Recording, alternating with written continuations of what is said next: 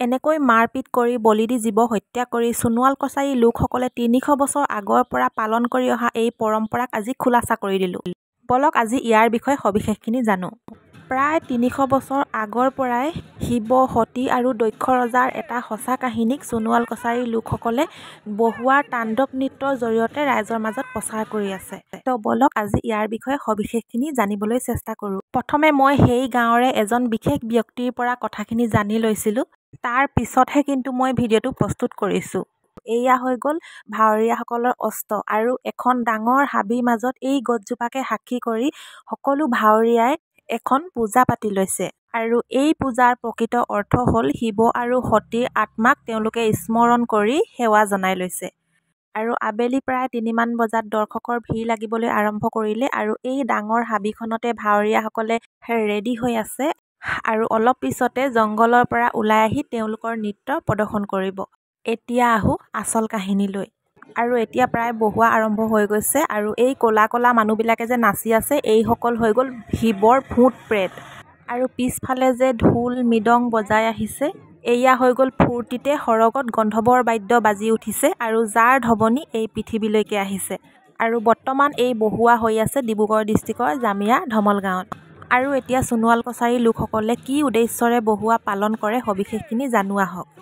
এসময়ত মা পাৰ্বতী অৰ্থাৎ সতী দক্ষ ৰজাৰ ছোৱালী আছিল আৰু শিৱ আৰু সতীৰ মাজত অত্যন্ত প্ৰেম ভালপোৱা আছিল।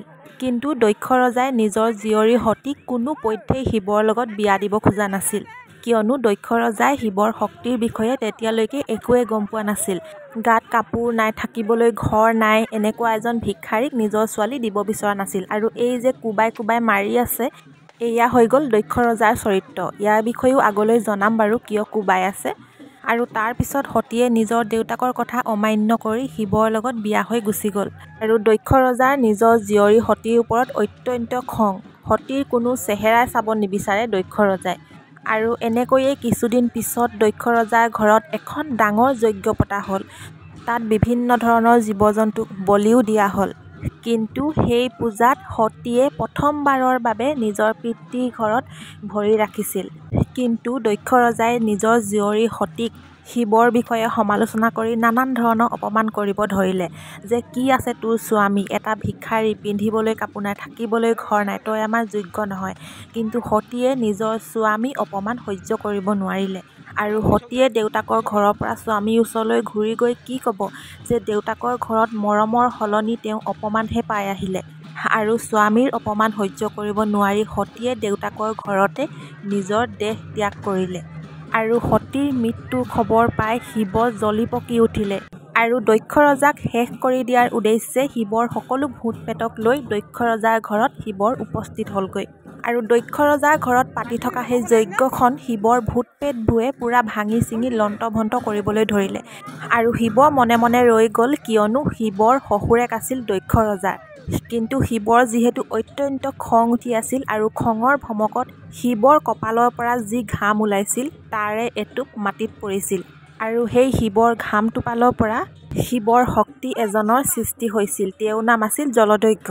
তেওঁ শিৱক ক'লে যে হে প্ৰভু আজ্ঞা কৰা। আৰু শিৱৰ আজ্ঞা পালন কৰি তেওঁ দক্ষ ৰজাৰ ডিঙিটো কাটি দিছিল। আৰু দক্ষ ৰজাৰ ঘৰত পাতি থকা সেই যজ্ঞত দক্ষ ৰজাৰ মূৰটো জ্বলাই ভস্ম কৰি দিছিল। আৰু তেতিয়াই দক্ষ ৰজাৰ পত্নী অৰ্থাৎ ৰাণীয়ে কান্দি কাটি আউলি বাউলি হৈ শিৱক কাকতি মিনতি কৰিব ধৰিলে যে মোৰ স্বামীক আগৰ দৰে জীৱিত কৰি দিয়া। কিন্তু সেয়া কেনেকৈ সম্ভৱ যিহেতু তেওঁৰ মূৰটো জ্বলি অলৰেডি ভস্ম হৈ গ'ল। আৰু শিৱও যিহেতু বহুত দয়ালু, বহুত সোনকালে তেওঁ ভক্তৰ মনোবাঞ্ছা পূৰণ কৰে। সেয়েহে সেই যজ্ঞত বলি দিয়া ছাগলী মূৰ এটা আনি দক্ষ ৰজাৰ মূৰত লগাই দিলে আৰু দক্ষ ৰজা পুনৰ জীৱিত হৈ উঠিলে। আৰু ৰজাৰ এই নতুন ৰূপ দেখি সকলোৱে হাঁহিবলৈ ধৰিলে। আৰু লগতে বহুত আনন্দও পালে যে মৃত মানুহজন জীৱিত হৈ উঠিল। আৰু দক্ষ ৰজাইও তেতিয়া শিৱৰ শক্তিক বুজি পাবলৈ ধৰিলে। আৰু আনন্দতে শিৱৰ সকলো ভূত প্ৰেতে নৃত্য কৰিবলৈ ধৰিলে। আৰু লগতে সৰগত গন্ধৰ্বৰ বাদ্য বাজি উঠিবলৈ ধৰিলে, যি বাদ্যৰ ধ্বনি এই পৃথিৱীলৈকে আহিবলৈ ধৰিলে।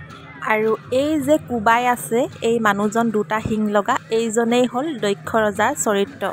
আৰু নতুন জনম পোৱাৰ বাবে সকলোৱে তেওঁকো অকণমান আনন্দ কৰিবলৈ বাধ্য কৰোৱাত সকলো লাজ অপমান কাটি কৰি তেওঁ ভূত প্ৰেতসকলৰ লগত এনেকৈ নৃত্য কৰিবলৈ ধৰিলে।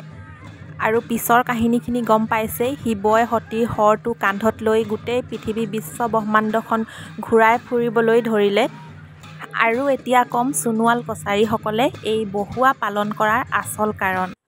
এই যে ভূত প্ৰেতসকলে নৃত্য কৰি আছে, এই নৃত্যক শিৱৰ তাণ্ডৱ নৃত্যৰ লগত তুলনা কৰিছে। আৰু এই নৃত্যক যে বহুৱা নাম দিছে, আচলতে দক্ষ ৰজাৰ ছাগলী মূৰটো লগাই দিয়াৰ পিছত যিহেতু মানুহজনৰ চেহেৰা সলনি হৈ গ'ল, জমনি টাইপ হৈ গ'ল। আমি যে কওঁ কিছুমানে কমেডি কৰিলে মানে কি বহুৱালি কৰি আছ, মানে কমেডি বুলি নকৈ বহুৱালি বুলি ক'লে। আৰু সেয়েহে এই নৃত্যক বহুৱা নৃত্য বুলি কোৱা হয়, মানে জমনি নৃত্য।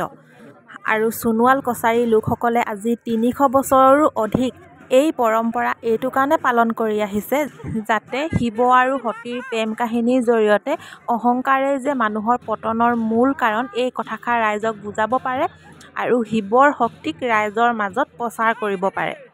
যেনেকৈ দক্ষ ৰজা অহংকাৰৰ বাবে নিজৰ চেহেৰাটো হেৰুৱাব লগা হ'ল, আমি ৰাইজে যাতে আমাৰ অহংকাৰৰ বাবে আমিও তেনেকৈ বহুতো কিবাকিবি হেৰুৱাব লগা নহয়। আৰু কিছুমানে যে বহুৱা দিনা সোণোৱাল কছাৰীৰ লোকসকলে বলি বিধান কৰে বুলি আলোচনা কৰে, সেয়া সম্পূৰ্ণ মিছা। আচলতে বলি বিধান দক্ষ ৰজাৰ ঘৰতহে হৈছিল, সেই যজ্ঞখনত। আৰু এই অস্ত্ৰ শস্ত্ৰখিনি শিৱৰ অস্ত্ৰ শস্ত্ৰ, যিখিনি অস্ত্ৰ শস্ত্ৰ লৈ পেলাই শিৱৰ ভূত প্ৰেতসকলে নাচিবৰ কাৰণেহে বনোৱা হৈছে। এই অস্ত্ৰবিলাক কোনো বলিৰ কাৰণে ব্যৱহাৰ কৰা হোৱা নাই।